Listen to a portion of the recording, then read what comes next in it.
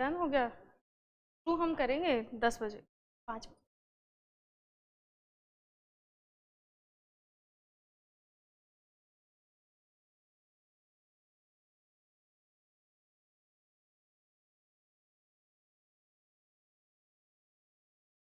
तो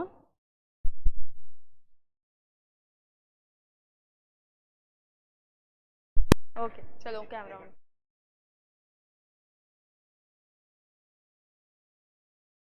हाँ लेकिन मैं लाइव हो चुकी।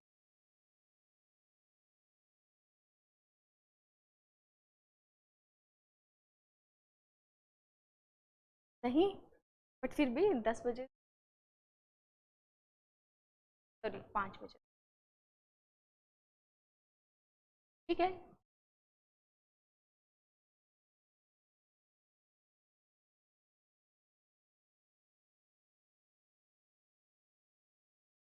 ठीक है स्टार्ट कर दो। माइक ऑन कर दो। हो ना।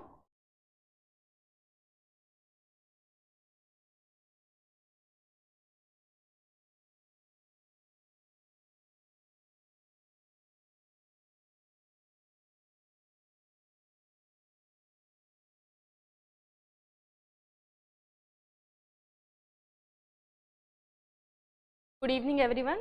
Welcome to the Tathastu ICS. I hope you all are doing fine. My name is Pooja Sharma and I am your History and Current Affairs faculty here. So today I am going to take your DNA session. Good evening Rishi. Rishi is here. Shivani, for your question you please ask the counseling team, okay? Or you can just call on the number at Tathastu, then they will give you information about. So today is 19th of May 2025 and this is the front page of your newspaper. Obviously this news we are not going to cover, there are other news we are going to cover, and this is the QR code for your Telegram group from where you can access the PDF files, right? So let's start today's session. These are the important new programs which are starting at Tathastu ICS, so you can go through the, and if you want further information you can just ask the. These are the news which we are going to cover today. Okay, voice is very low. Is it for everyone? Good evening, Mr. Gagan. Voice is fine? Fine? Okay. Now the voice is fine. Can you anyone clarify on that? These are the important news which we are going to cover today. The first is again on your front page of newspaper, that is understanding with Pakistan. Pak means Pakistan has no expiry date, which is being confirmed by army. What is the meaning of this understanding here? Actually army is talking about the ceasefire. Ceasefire is in general terms when they were giving their statement, they just said understanding with the Pakistan has no expiry date. What is the meaning of that? Actually the news is in the context recently on 14th and 15th May, one of the minister in the Pakistani parliament actually said the ceasefire which was agreed between these two nations on 10th of May is going to expire on 18th of May. Actually it was something which was a matter of concern. Then the Indian actually asked Indian army that what is the result of that statement. Then they actually confirmed that the understanding has no expiry date. It means it is still there, ceasefire is still there with the Pakistan. Now, okay, all right, okay, now voice is clear. Someone has confirmed. The second news is about our PSLV, Polar Satellite Launch Vehicle. So first, why Polar Satellite Launch Vehicle is there in news? Because recently actually we wanted to have another satellite into our low Earth orbit, but unfortunately we failed in our mission. So not very often we fail in our mission, so ISRO this time failed in the mission, and the satellite launch vehicle at that point of time was PSLV. So we are going to understand in detail what PSLV is in general, right? Then we are going to know about another news which is here since the ceasefire has happened with Pakistan, that India wants to praise the FATF of latest evidence of terror infrastructure in Pakistan. It means that FATF is Financial Action Task Force. So what is the purpose of FATF? FATF is an international agency which actually takes care of the money laundering. Okay, that money laundering is not happening at the world level. And with why money laundering happen? Because most of the time the money laundering is directly associated with the terror financing. So earlier the major objective of FATF was only money laundering, but now there are two objectives. One is the money laundering, another one is the terror financing. We all know that the Pakistan facilitates terrorism, right, in its own territory. Now the India wants to show some fresh evidence at the international level, especially at FATF, to show that why they need not to keep Pakistan away from the grey list. Pakistan needs to be remain in the grey list because Pakistan is still supporting the terror financing in its territory. So we are going to understand everything in detail. What is the concept of FATF and how many times the Pakistan was in the FATF's grey list. So we are going to understand that also. What is the meaning of grey list? Okay, so these grey list, FATF, these words are so much in news. So we are going to understand everything. Then the fourth news is actually one of our editorial in the Hindu today. It is related to your caste census. So the editorial is actually talking about caste census, and the major outcome of the editorial is caste census is not a silver bullet in the social justice. It means, okay, caste census is something that is it is a good practice. The context here is that recently our government has affirmed that the next census which is going to happen, we are going to include the caste census, especially when it comes to OBC or other backward castes. Now article is going to analyze what are the benefits of caste census, and article is also going to analyze that caste census is not the only thing that the backward classes in our country need. So it is not the silver bullet for the social justice. We need to do something more when it comes to the social justice related to our backward classes. So the editorial is going to revolve around that. Now our fifth news is related to one place in news which is very in news these days, that is New Caledonia. So New Caledonia is a part of France in the southern Pacific Ocean, very near to Australia, but now this territory, very small island territory, is demanding independence from France. So we are going to understand that also. From exam point of view, we just need to understand two things: where exactly is this New Caledonia, Caledonia, and other than that we also need to know what is actually happening in Caledonia, not Caledonia, it's Caledonia. So what other things are happening at Caledonia? So let's start with our discussion with our first news. So again, first news is that understanding with Pakistan has no expiry date. So don't get confused by the statement that what is the meaning of understanding, what is the meaning of expiry date. Let me tell you, understanding here is the ceasefire. That ceasefire with Pakistan has no expiry date. It means it is still there in process. It does not have any expiry date. But now why army is confirming this? Actually, let's understand the background here. Okay, Hussain, don't worry about that. When I'm going to teach you that editorial, we are going to discuss everything in detail. So what is the background there? We all know that the situation, okay, with Operation Sindoor and the contention we were having with the Pakistan, on 10th of May, finally India and Pakistan both agreed that we are going to cease all the firing in all the areas, that is air, land and sea. So we are not going to have war anymore. Or you can say that on 10th of May it was decided that finally India and Pakistan are going to cease fire. Ceasefire means they are going to stop the war, the conflict which was going on. Actually it was not considered as a full-fledged war. We can see that it was a conflict between 1 or 2 day conflict between India and Pakistan. By May 15th, actually after that, when on 10th May the ceasefire was happened, there was a news of ceasefire all over the world. After that, the DGMOs, okay, Director General of Armies, okay, Director General of Armies, they actually had talk, okay, in between 10th May and 15th May, and on May 15th, Indian Army actually confirmed that both countries had agreed to continue the ceasefire. Ceasefire was already happened on 10th May. Then on 15th May, there was a confirmation that we are going to continue the ceasefire, okay, and there is no expiry date of the ceasefire. But why this news? Why army is going to is confirming the same news again and again, because recently on 14th and 15th May, the foreign minister of Pakistan actually said this thing, that he actually claimed that the ceasefire would end on May of 18th, okay, but it was not like that. It was just something that was, you know, said by Pakistani foreign minister. So in response, obviously Indian army was going to give response, and the Indian army clarified everything on 19th May, that there is no end date. It means there is no expiry of the ceasefire, which already has happened. Along with that, there is no fresh DGMO level talk which was scheduled on that day. Other than that, the ceasefire continues and there is no expiry date to it. Okay?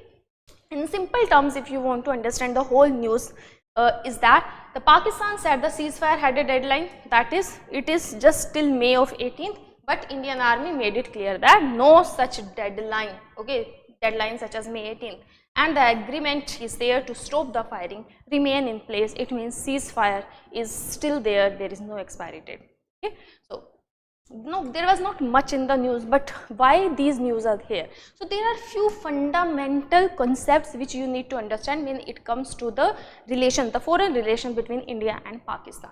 So one of such agreement, important agreement, is Shimla Agreement. Obviously it is not in your newspaper, but in context of these news, you just need to understand what is the pre-agreed policy or agreement between India and Pakistan when it comes to ceasefire or attacking each other. So there has to be a pre-planned, obviously before this time also India and Pakistan sat with each other on a table and they decided on so many things. One such agreement was Shimla Agreement. So Shimla Agreement was the latest agreement which actually defines the relation between India and Pakistan, what India and Pakistan can do or cannot do. Okay, so let's understand Shimla Agreement. So when it happened in 1971. We all know that in 1971 there was a war, the conflict between India and Pakistan on this Bangladesh issue. So Bangladesh emerged as a new nation, and after that the Indian leaders and Pakistani leader, they just wanted to have a better future. So for that they actually met in Shimla. Okay, they met in Shimla and they wanted to, to solve the issues which are happening between India and Pakistan at that point of time. So what were the important outcomes? The first outcome was that we are going to settle all the dispute, including the Kashmir, only through peaceful manner. So it was already decided in Shimla Agreement, whatever dispute India and Pakistan is going to have in future, they were not going to deal this agreement with any kind of violence or war. They wanted to have a peaceful remedy of each and every conflict. So this is something which was agreed upon in Shimla Agreement. Okay, and the recent contention which happened between India and Pakistan, we can say that it was actually breach of Shimla Agreement only. Obviously both sides decided to respect each other's boundary which was agreed at that point of time, which is line of control. So both countries agreed, we are going to respect line of control. It means we are not going to take over the areas which is under the line of control of other country by force. If there is some kind of agreement is going on between India and Pakistan, and if Pakistan agreed to give some territory to India, so that can happen, but no country is going to take the territory of other country by force in any manner. But it actually happened in Kargil also. Then during the Kargil time in 1999, Pakistan has already violated Shimla Agreement. Okay, and not to try to change it by force. They also committed not to use any kind of violence against each other. So Shimla Agreement was an agreement which was there for both India and Pakistan to work towards peace. So this was actually the Shimla Agreement. So Shimla Agreement is actually the latest agreement which was there between India and Pakistan, and the recent conflict which has happened between both these countries. We can say that now Shimla Agreement is no more holding any value. Okay, it is not like that Shimla agreement is still not there in place, it is there in place, but we can see that during the Kargil time also and this time also the both country, you know, they fought with each other, and though the major outcome of Shimla agreement was that the both countries are not going to use violence against each other, but in both scenarios in 1999 also and 2025 also the both country actually fought with each other with arms and ammunition. So this is something we can say that, and after Shimla agreement no such agreement happened. Okay, so there should be, we actually need another agreement between India and Pakistan, how they are going to resolve their issues in the future, right, because the both countries are nuclear countries. So such kind of agreement is very, very important. Okay, one another important point in Shimla agreement was like that, if there is any issue, if there is going to be any issue between India and Pakistan, they are going to resolve that issue bilaterally. Okay, there should not be interference of any third party. So that's why recently when Donald Trump actually took the credit that I am the one who actually brokered the ceasefire between these two countries. So everyone in India, the whole of Indian media was worried about this Shimla agreement, that in Shimla agreement we already agreed no third party is going to mediate between these two parties. So why USC is having any role in it? Okay, so we can see that Shimla agreement is there, but right now by looking at the facts which were in front of us, we can see that does Shimla agreement still holds any value or not.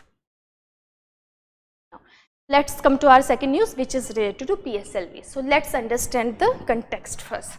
So on Sunday at 6 AM, around 5:59 AM, you can see it's the same thing, at 6 AM ISRO launched a rocket called PSLV C61. So it is just the name of the rocket, is the Excel, it is the Excel version of PSLV. Rocket was carrying a satellite also named EOS-09, and the satellite was to be placed in sun-synchronous orbit, polar orbit around the Earth. So it was the mission. Okay, so it was scheduled today, yesterday at 6 AM. But just a few minutes after the takeoff, the problem was there in the third stage and the mission was failed. Okay, so mission was failed, but again PSLV, even if the mission has failed, we can, you know, be successful next in the next mission, but we need to know about PSLV. Mr. Gagan, no third party should be there, and the same thing was there in Jawaharlal Nehru's time. Yes, okay, because India, look, between India and Pakistan, we all know that India's position is always stronger. Okay. So if there is a country who is a stronger country and there is a relatively weaker country, if there are two countries having, and if two such countries are having any bilateral agreement, obviously the stronger country is going to have a upper hand, right? If we are going to involve a third country, the third country is always going to take side of Pakistan, because Pakistan is relatively a weak country. Okay. You can understand it by simple example.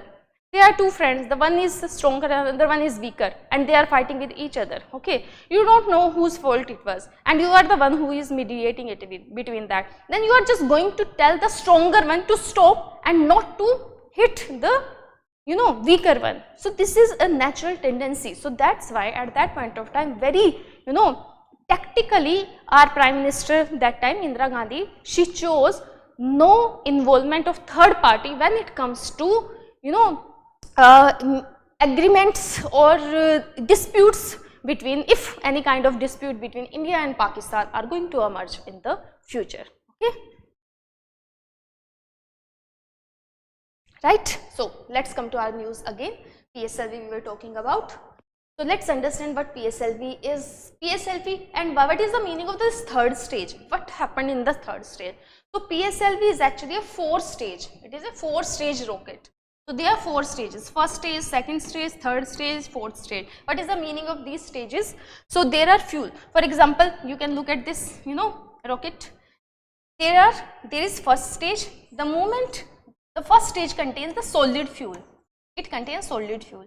The moment in the starting, in the first stage fuel is going to get utilized. The moment the fuel is over, it is going to get detached from the rocket. So it is going to get detached and the rocket is going to become lighter.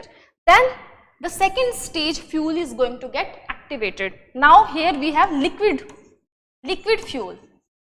this fuel is also going to get burned. After that, at a certain height, the second stage, the moment the fuel is over, it is going to get attached from the missile, and missile is going to become more lighter. In the same way, we are going to reach to the third stage, and then we are going to reach to the second stage. The moment the four stages, the fuel of the four stages are burned, the satellite will already be there in its orbit. Okay, so satellite will be there on the top of the rocket. Okay, so this is the meaning. This is the PSLV, Polar Satellite Launch Vehicle, and through this launch vehicle we actually put our satellites into our desired place in the space. So at the mouth of the rocket, you will be having a missile, sorry, not missile, the satellite, and the satellite is going to go to its required place in the space. Now, what happened this time in EOS-09? The third stage was not burning properly, and there was actually not much pressure. Okay, the pressure dropped at the third stage level, and because of that the mission was failed, right? Let's come to our next news, which is again very important, again related to India and Pakistan. It is actually about Financial Action Task Force. So what we are going to do? So let's understand the background. So recently India plans to share new evidence to Financial Action Task Force. So what is this Financial Action Task Force? By name you can understand it has something to do with finance. It has something to do with finance. What kind of finance? It actually deals with two things. One is the money laundering. Money laundering, I hope you understand. The transfer of money from one country to another, country without having any account. Okay, so it is not included in any account, and since the money is transferring from one country to another country. Okay, so hawala is also a type of money laundering only, and it also deals with the counter terrorism financing. Okay, financing which is related to terrorism, the financing which facilitates terrorism in country. So it is the duty of Financial Action Task Force to keep an eye on the financial transaction, that is there any scenario when there is any kind of money laundering is going on. Other than that, the terror financing is going on. So this is the actually major purpose of Financial Action Task Force. Now what India is going to do? Now India is going to put the new evidence in front of Financial Action Task Force about the terror camps which we actually destroyed during this Operation Sindoor. You all know that we actually hit the 9 places in Pakistan, and most of those places, all of those places were the places where terrorists were having their some kind of residential area or some other kind of organization. You all know about the Bhavalpur and the Murid Ke kind of places where the Lashkar-e-Taiba and Jaish-e-Mohammed kind of organization were having their headquarters. So we hit those targets which were actually having the terror organizations. So now we are going to put new evidence that those terror camps which were hit by India during Operation Sindoor were having some kind of linkages with the terrorism. Okay, so why India is doing that? Obviously FATF is focusing whether it is Pakistan is following the rules related to anti-money laundering or anti-terror financing, right? Other than that, the Pahalgam attack, after Pahalgam attack, it is very necessary for India to make sure there are no terror infrastructure in Pakistan, because such kind of incidents can happen again if the terror financing and terror infrastructure is going to remain the same in the Pakistan as we have right now. India is now going to raise the issue at the global forum, and Pakistan authorities are still supporting the terrorist organizations, right? So we are going to understand that. So let's understand what this FATF is, what is the background of it. So FATF is a global watchdog. I have already mentioned that monitors how countries deal with terror financing and money laundering, right? If a country is not doing enough it can be placed in grey list, okay, which affect it economically, and it is going to affect a country's global image. So what is this grey list? If a country is not doing enough to curb the money laundering or the terror financing like Pakistan, then that particular country will be placed under grey list. So what will happen if a country is in the grey list? If a country, for example, Pakistan is in the grey list, then it will be very difficult for Pakistan to take international loans, right? Okay, so it will become very difficult for Pakistan. So that's why Pakistan doesn't want to be in grey list. So it is not that Pakistan was never in the grey list. In 2008, Pakistan was put in the grey list. In 2019, it was removed. In 2012 and 15, actually the monitoring under FATF was increased. It was not put under the grey list, but the monitoring has increased, and in June 2018 Pakistan was again on grey list, okay. Even after that in October 2021, FATF actually said that Pakistan actually has done 26 out of 27 tasks. What are these tasks? Actually, when FATF put Pakistan into the grey list, after that the FATF actually gave some list of the work or the task to be done by Pakistan, so that the money laundering issue and terror financing issue can be dealt better by Pakistan. So Pakistan was actually confirming with the 27 tasks, but one task Pakistan still did not do. What was that? That it did not take any action against the senior leaders of terror groups such as Masood Azhar. Okay, we all know about it. Such kind of terrorists were still roaming freely in Pakistan. So there was one task which was not done by Pakistan, but still Pakistan next year in October was removed from the grey list, and in the present day the Pakistan is still not part of grey list. But now the India wants to show enough evidence in front of FATF so that Pakistan should be put again into the grey list. So this is what India wants right now. Let's come to our next news, that is our editorial. So the editorial is a caste census. It is based on your caste census, and the heading of the editorial is that the caste census is not a silver bullet for social justice. Okay, so what is there? What is the context here? Recently our government has announced that the next national census will include the caste census, especially focusing on OBCs.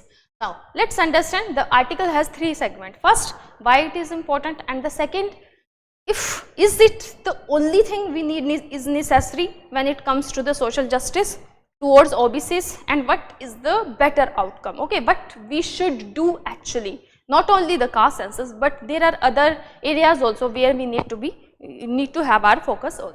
So why caste census is important? Let's understand that. First of all, it provides data, okay. What is the meaning of census? It means it is going to have some kind of statistics. We are going to have some kind of statistics data, okay. On the basis of that data, we can actually utilize that data for better policy making, okay. So if we have a data on socio-economic condition of different caste, okay, first of all that, now it is going to help us out to design better affirmative action, okay, policy. It can actually legitimize the welfare scheme. For example, if the government is going to have a welfare scheme, so no one can actually challenge that welfare scheme if the welfare scheme will be, fully backed by the socio-economic data which is officially part of our census. Other than that, it can reveal the inequality within OBCs also. We all know that not all the OBCs present day other backward classes are really backward, okay. So there are so many castes which are more vulnerable as compared to others. So we all know that there are, for example, these are the OBCs, the whole OBCs. We all know that there is a certain section within OBCs which are more vulnerable, right. So it means we need to do more for this particular session. So by having such kind of caste census, we can actually identify these most vulnerable group within the OBCs, and can actually help us out to have better, to make better policies for them. Okay. So we cannot say that the caste census is not going to have any positive outcome. Obviously caste census has so many positive outcomes, okay, but obviously there are so many limitations, such as caste census alone cannot solve the social injustice. First thing is that we need to do other things. Second, the census is meant to collect the neutral data, okay. It is not guiding the policy or becoming a political tool. It means what kind of data census is going to give us. Census is going to give us a very neutral data. Census is not going to tell other things. It is just a data. But on the basis of that data, what we are planning to do, we are planning to have policy on the basis of that data. So sometimes such kind of data can become a tool for the political, political achievements, right? So politicians can use the census data to fetch more and more votes from the public. Relying too much on the census, it is going to risk politicizing it and burdening it beyond its role. It means the role of census should be as much as the actual role of census is. It should not be politicized. It should not be, we should not have the idea that only when the caste census in our country is going to be done, only after that the OBCs in our country are going to have social justice. So we should not have that kind of mindset or mentality, or the politician need not to politicize this issue at such a high level. If we are going to have caste census, it should be a very neutral practice, that's it. And obviously that data is going to help us out to make better policies for the other backward classes, but it should be remain till there only, okay. It should not have a major impact. Again the same thing, okay, the article is elaborating on the same point, that data alone doesn't make policy, okay. India has often made major policies without any perfect data. For example, land reforms, okay, land reforms, Mandal Commission, EWS reservation. When the government came up with such kind of reforms, and these are actually very successful reforms, these reforms were not backed by any data. There was no data, there was only assumptions. For example, when it comes to land reforms, there were assumptions that in our country there is very mismatch in the land, okay. Because of the colonial legacy, we have big zamindars, and our actual tillers means the person who is actually, working on that particular land, they don't have land rights and the zamindars have land rights. So we need to transfer the land rights from zamindars to these tenants. We did not had any clear data of that, but still the land reforms were implemented in our country. The same with the EWS reservation, and same with the Mandal Commission. Mandal Commission actually talked about giving reservation to other backward classes, but even this commission was actually led to the reservation for OBCs, okay, which is a great role which was played by Mandal Commission, but Mandal Commission itself did not have any data, okay, on OBC. On the basis of that, he had that commission report. He also had that assumption that in our country there are few castes which are backward in nature, even if there is no data. It was the reality of that point of time, right? So that's why we already had so many policy and so many reforms which were not backed by any data. So data is not the necessary condition, okay. It is not very important to have any policy for OBCs. Despite already having extensive data, it doesn't mean that we don't have any data. We have the data of socio-economic caste census which was done in 2011. We have National Family Health Survey, we have NCRB data. So we already have so much data. So why we are emphasizing so much on this caste census, okay. Other than that, marginalized groups still lack representation in the private sector, higher education, judiciary and bureaucracy, even if we have such kind of reforms, okay.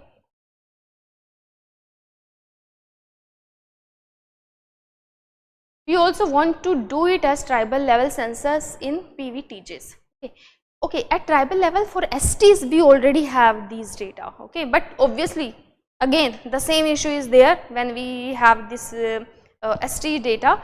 SC and ST data is there is no, when there is a census, so SC and ST census is there but no OBC census is there.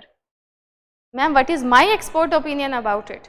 Okay, again my opinion is going to be a mixed opinion, okay. Caste census should be done, but caste census should not be the only method. We need not to politicize caste census at such a level that it is the only way we can have social justice or we can do social justice for OBCs. So it is not the only solution. It can facilitate the social justice, but it is not the only solution. So that is the thing. So why caste census is so much is news? Because it is being politicized. The moment the census is going to be over, every political party is going to take credit of it, that we were the one who has done the caste census. So please dear OBC, give us vote. So this kind of politicization should not happen. So that is my stance. What is the conclusion here? A caste census may provide better data, right? We all agree on that. But real challenge needs political will. That political at the policy level, we are going to have drastic changes in the lives of OBCs or not. So that is more important. Without strong leadership and moral commitment, data is not useful at all. If there is no political commitment, social justice in India depends more on action and intent than on statistics. So this line actually sums up everything, that social justice in our country in general depends more on action and intent. It does not actually depend on statistics at any level, right? Now, let's come to our last news for today. So that is the place in news. There is a territory known as New Caledonia. So here you have this New Caledonia, very near to Australia, above New Zealand and below this Solomon Island, or you can say that Southeast Asia. This is Indonesia part. So you can remember it with this, it is there very near to Australia. This is a small territory, but this territory is a French territory, okay, a French territory. Now what is happening in this small territory? It is actually French island territory in Pacific and has a long standing demand for independence, especially from the indigenous Kanak population. So there is a Kanak population and they are demanding independence from France. Like in between 1857 till 1947 in our country we had this freedom struggle. So same kind of freedom struggle is happening there at this New Caledonia, which is a part of France, right? So let's understand. First what you need to understand, you need to know the exact location of this territory, because it is in news and UPSC has this habit of asking the places in news. Now what is happening? Okay, you need to know some of the context also.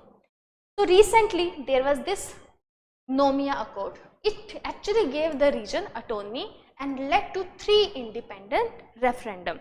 So referendum has already been done. So in 2018 also. What is the meaning of referendum? Referendum is something you can say that it is a vote given by the people. So they are going to choose, and the exact meaning of it is just a simple voting, that you want to remain a part of France or you don't want to remain a part of France. So there are only 2 questions, yes or no, okay, and it is at a political level, that you want to remain the part of that territory or you want a separate nation. So there were 3 referendums and all 3 actually rejected independence, okay. So that's why it's still the part of France, but the final vote was boycotted by the pro-independent group.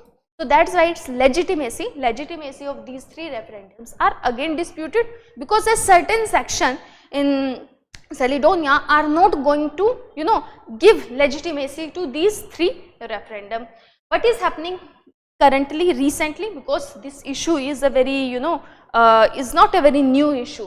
Currently the French proposal in 2024 to unfreeze the electoral roll, it actually sparked a deadly riot. So what is the meaning of this unfreezing of electoral roll? So as per the rules, as per the understanding between the island the people who are living on the island and the French authority that actually going to restrict the voting right only to long term residents. It means who can give vote? Only long term residents are allowed to give vote. But now what France was going to do? Now the French proposal was there, let's unfreeze it, okay, let's give everyone the right to vote even if they are not the long term residents in New Caledonia. So this is the issue. So because of this issue, this current issue, there is there is an outrage among the Kanak population and they are again demanding independence, okay. All right. Again, there is very important news on your text and context page, that is about what is a presidential reference. In my previous last DNA, which happened on Friday, I actually explained it in very detail. But obviously, this article contains few extra points. This is your homework that you are going to read the whole article by yourself. Okay, so you are going to read this article, more or less the things are same. But this is a very important article. Again, let's do some questions. First question. With reference to PSLV developed by ISRO, consider the following statements, right? The first, PSLV is a 4-stage rocket that uses both solid and liquid propellants. Propellants means fuel only. When it comes to fuel of rocket launch vehicle, so we don't call it fuel, okay, we call it propellants. So is this statement correct or not? You will tell me. The second statement is Chandrayaan-1 in 2008 and the Mars Orbiter spacecraft in 2013. They both were launched from PSLV. Okay, so this is something tricky. Okay, I didn't teach you in today's class, but you will tell me. So what is the answer here? You will tell me what is the answer. I am not going to tell you the answer. Someone is saying A.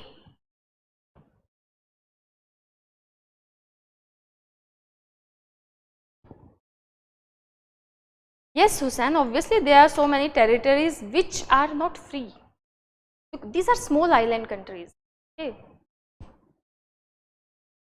Yes, Mr. Gagan is right. C is the answer. Both statements are correct. Let's do some another question, statement type of question. And UPSC recently, when it comes to the news related to international relation, they are giving you these statement type of question. First, New Caledonia, a French island country in the Pacific, is demanding independence. Is it correct or not? Yes, correct. Second, the most recent reason is the reaction of Kanak population to a French proposal which talk about unfreezing the electoral roll. No, Kavita, answer is C. Here, not this question, the first question. So here you will tell me both statements are correct or not? Or is the statement 2 is explaining the statement 1 or not? Abhinandan is saying A. Anyone else?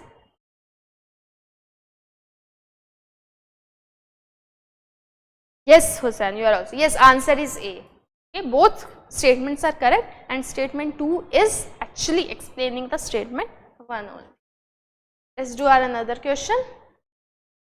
With reference to Financial Action Task Force, consider the following statement. The first statement is, it is an intergovernmental body dedicated to combating money laundering and terrorist financing. Okay, this is the first statement. Is it correct or not? The second statement, recently Pakistan was removed from the grey list but was told to keep improving. Is it true or not? You would tell me. Third statement, the grey list limit a country's access to international financial aid and foreign investment. Is it correct or not? So who would tell me the answer? Abhinandan is saying C. Anyone else? Okay. Roshni is saying C.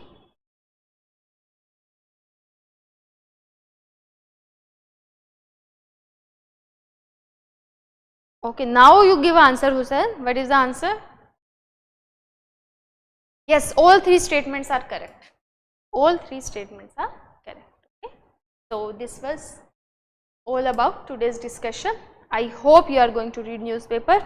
Even if you are not reading newspaper, actually go through the PDF of this file. PDF will be there in your description box, and I will make sure the PDF is shared in your Telegram group as well. Okay. Yes, Anand, you are very much right. Dheeraj also, Mr. Gagan also. No, Kavita, the answer is not B, the answer is C only. All three statements are correct. Or maybe you are lagging. You can do one thing. If you are answering of question number 3, then you say 3 and in bracket you can mention ABC. Okay. Alright, thank you so much and have a very nice evening today.